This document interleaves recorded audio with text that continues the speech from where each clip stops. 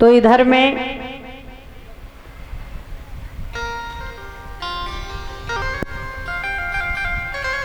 धीरे धीरे समय व्यतीत होता जा रहा है और भोजराज कंस को दिन पे दिन चिंता बढ़ रही है कि मैं क्या करूं।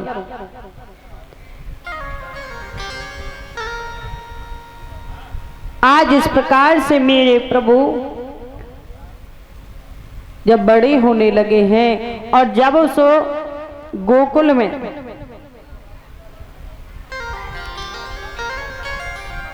जब ऐसे उपद्रव होने लगे तो अब भगवान कृष्ण को देख करके बाबा नंद को और जितने भी और भी गोप ग्वाल थे उन सब को चिंता होने लगी कि ये कंस मान नहीं रहा है।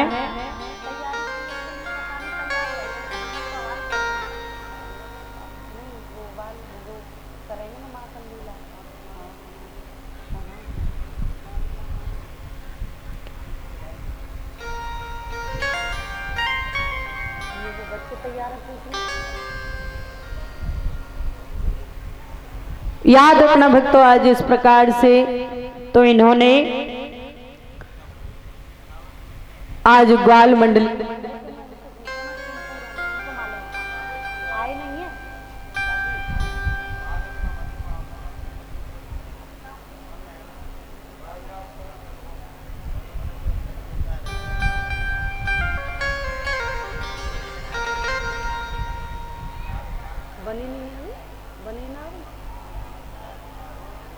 चलो थोड़ी देर में दोबारा करवाने में तो चोरी करते ही रहे, लीला करते ही रहे। तो याद रखना भक्तों, आज इस प्रकार से बोलो श्रीमद् भागवत महापुराण की।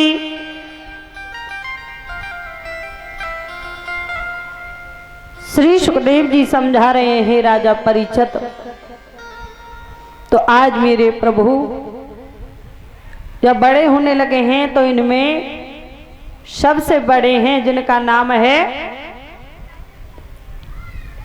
मंशुका और सभी छोटे छोटे हैं, कोई दामा, कोई शंकीर, कोई मदन, कोई छदामी, ऐसे ये ग्वाल मंडली एकत्रित हुई।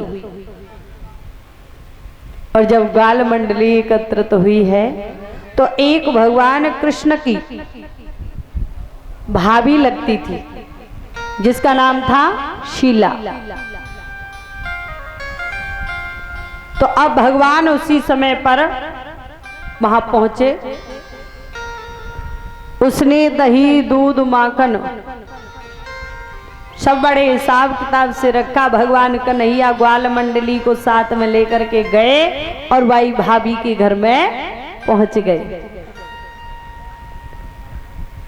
तो अब इन्होंने दध माखन खाया, खिलाया।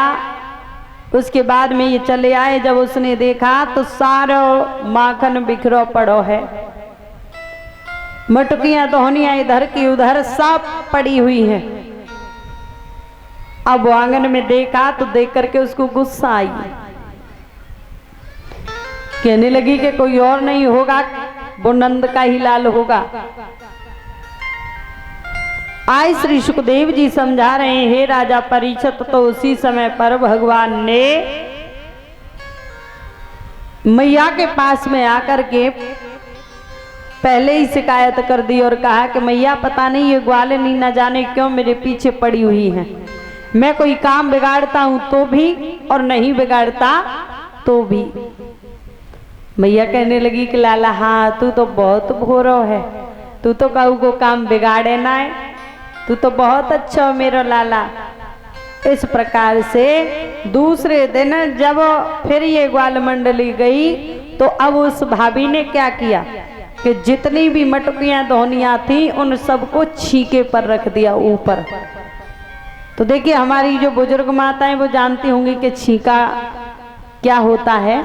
अब आजकल के बच्चों को क्या पता है, उनको पूछो तो वो बताएंगे क्या, और फिर बताएं तो क्या, दूध इतने घर में रहे ही ना, है ना।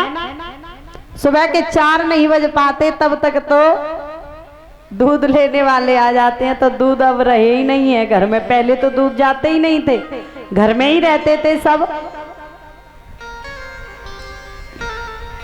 तो अब उन्होंने छीके पर रखा।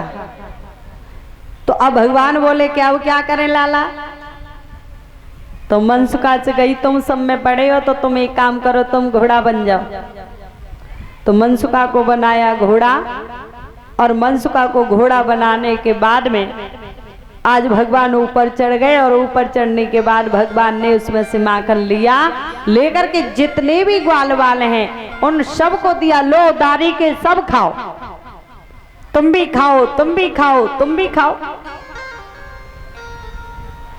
तब तक ग्वालिनी आ गई, और ग्वालिनी आई तो सबने, भगवान ने नहीं खाए पाए माखन। तब तक ग्वालिनी आई और आकर के आवाज लगाई, ए कन्हैया। तो सब ग्वाल पालन करके वहां से भागे। अब भगवान कन्हैया लटके रह गए मटुकिया से। जय हो। याद रखना, अब तो जाके वह गोपी ने भगवान कन्हैया को कान पकड़ लिया और बोली कि क्यों रे लल्ला, आज तो मैंने रंगे हाथ पकड़ लियो, अब तो कुछ छोड़ूंगी ना। भगवान कन्हैया कहने लगे कि अरे मुझे छोड़ो, मैंने कुछ नहीं किया। अरे कि तुमने किया या नहीं किया वो तो मैंने आंखों से देख लिया है। भगवान कन्हैया कहने लगे कि नहीं, अरे मैं, तुम्हें मालूम नहीं है, देखो तुम सारे दिन हार थक जाती हो, तो पता है उस माखन में तो बहुत सारी चींटियां हो गई थी। कि अच्छा लल्ला, चींटियां हो गई थी, तो फिर ये बता कि तेरे गाल पे ये निशान कहाँ से आए? तो भगवान बड़ी चतुरता से कहने लगे, अरे जब मैं चींटी निकाल रहा था ना तो मेरे गाल पे खुजली पड़ी, तो मैंने ऐसे करके खुजाया। तो बोली कि अच्छा, बड़ा चतुर है, चल आज तेरी शिकायत मैया यशोदा से ही करूंगी।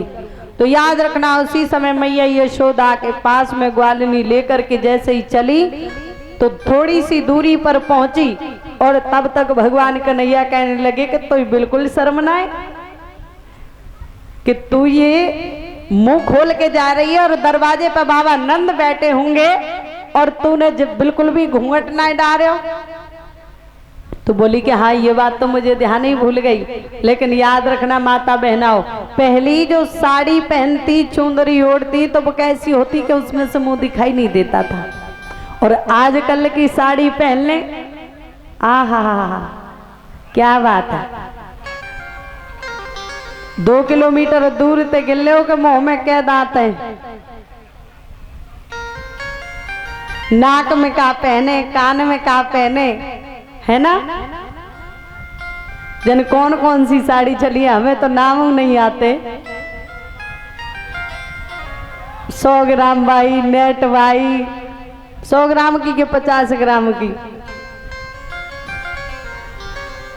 ऐसी ऐसी साड़ी चली है। और एक चीज देखो, पहले माता बहनाएं यहां तक की कमीज पहनती थी, यहां तक की और नीचे तक की कमीज पहनती तो उनको तमीज थी। और ज्यादा से ये कमीज पहनना बंद किया और फिर पहनना शुरू क्या कर दिया, ब्लाउज, जिसका नाम ही बेलिहाज है, जिसका नाम ही बेलिहाज है। और अब तो एक चीज और है कि वैसे बाजू तब यहां तक की लगती थी, अब वो बाजू बिल्कुल गायब कर दी, तो बिल्कुल ही बेलिहाज बना दिया। नाम तो ब्लाउज है तो कह देते हैं, लेकिन है वो बेलिहाज। यानी वस्त्र किसके लिए होता है, वस्त्र होता है तन ढकने के लिए, तो इसलिए उस वस्त्र का अपमान मत करो। माता बहनाओं से मेरी खास करके विनती है, क्योंकि इससे तो फिर आदिमानव ही अच्छे थे, इससे तो आदिमानव अच्छे थे जो कि अपने तन को पत्तों से ही ढक करके रखते थे। और हम और आप तो बहुत समझदार हो गए हैं ना, तो तो अब ऐसी गलती हमको आपको नहीं करनी चाहिए। और याद रखना, ये जो सुंदरता होती है ना, सुंदरता पर्दे के अंदर होती है, ये बात सत्य है। 80-85 वर्ष की एक बुढ़िया को तुम एक बहुत सुंदर सी साड़ी वस्त्र पहना करके उसे घूंघट मार के खड़े कर देना, तो सब ये सोचेंगे कि पता नहीं ये ना जाने कितनी सुंदर होगी। यानी सुंदरता हमेशा पर्दे में अच्छी लगती है। और अगर रोजाना यूं छप्पर सा टांग लिया तो एक दिन देखेंगे, 2 दिन देखेंगे, फिर कहेंगे चाहे कितनी भी वो सुंदर हो, अरे कि ये तो वही है, वो फलानी।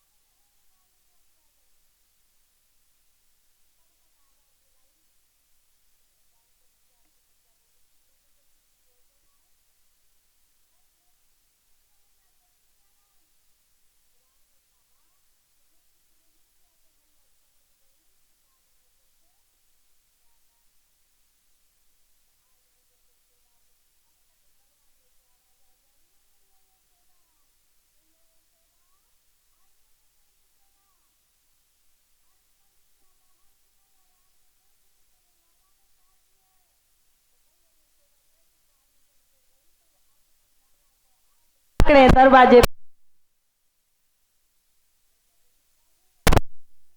तेरे या हाथ पकड़े और या ने आज हमारे घर में क्या किया पता है? खुद गया तो खुद और सब ग्वाल मंडली को साथ में लेकर के पूरी और मक्खन को आज ये खा के आया है और उस मटकियों दोहनियों को फोड़ के आया है। तो उसी समय मैया यशोदा कहने लगी कि देख हे ग्वालिनी, कि माँ यशोदा कहने लगी कि आली घूंघट टाल, देख जरा तू नैन खोल, और है ये किसका लाल। अरे अपने घूंघट को उठा और देख कि ये किसका लाला है। और जो घूंघट को उठाया तो देखा कि वही को लाला बाई के हाथ में। अब तो मैया यशोदा से कान पकड़ के बोली, कह रही हो मैया मैं गोधन की सौगंध खाती हूँ मैया, अभी ये कृष्ण ही मेरे हाथों में था और ये न जाने कब मेरे हाथों से छूट करके तेरी गोदी में आके बैठ गए हो, इसलिए मैया मैं तेरे सामने झूठ नहीं बोल रही हूँ।